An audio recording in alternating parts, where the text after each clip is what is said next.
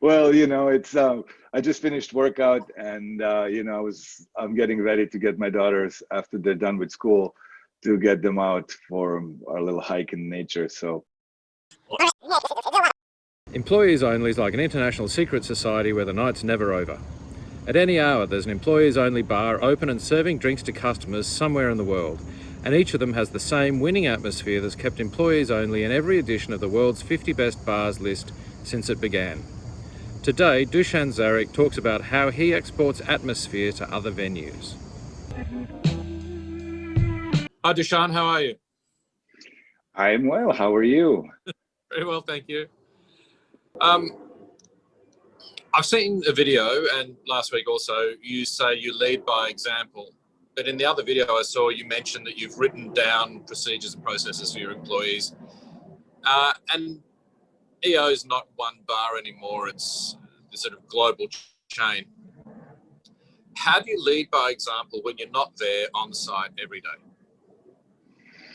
Well, this is a really good question. I mean, you have to write things down. I like to write things down even in my private and personal life when I'm journaling, just because human memory is so frail. And as I grow older, I certainly am no stranger to forgetting things.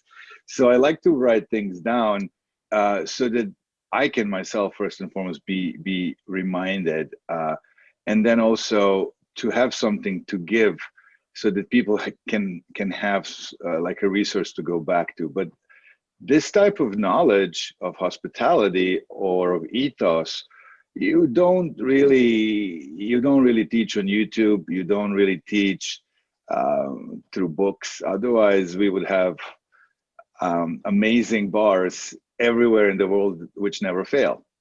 So the reason we started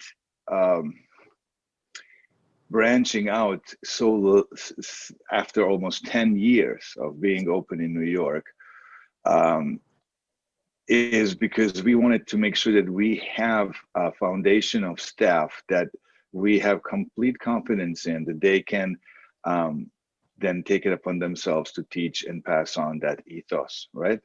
And so, for example, Singapore was our first um, employees only that was opened outside of New York, and it was spearheaded by my partner Igor, my co-founding partner Igor, and then also one of my best apprentices, Steve Schneider, who worked with us for a very, very long time, and got exactly what is it that we want to do, and took it upon himself to be that leader, and therefore he led by example. See, I don't believe in absentee ownership.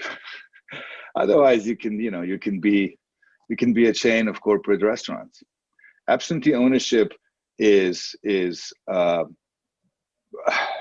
brings with itself a lot of risks of dilution of the original idea, because then people can just take that format and then do with it whatever they understand about it, and that's why we in every employees only we opened, we had somebody from the original staff in to, at least for the first year, make sure that the concepts, the format, and those teachings are passed on in an undiluted way, because I cannot clone myself to be everywhere, sadly. I wish. Okay, so you set up a new bar and you plant one of your existing people there, but they've obviously managed to inherit the secret sauce from you. How do you train staff to be good at something as intangible as creating atmosphere? Well, again, there's a formula to it, which helps them to bring them into the right state of mind, right?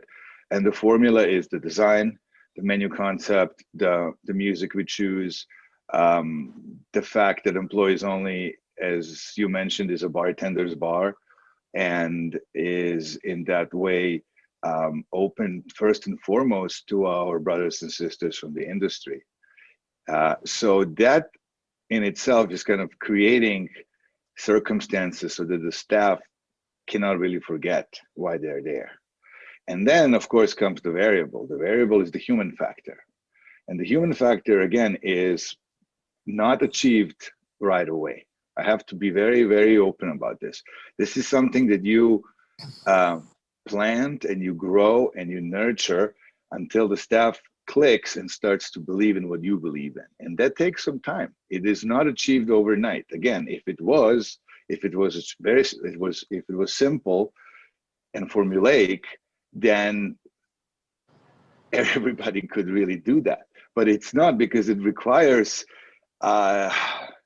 leadership and guidance and tolerance and wisdom in some way to allow these young men and women to make mistakes and to be whoever they need to be and find themselves in this environment. That's why I don't believe in a cookie cutter kind of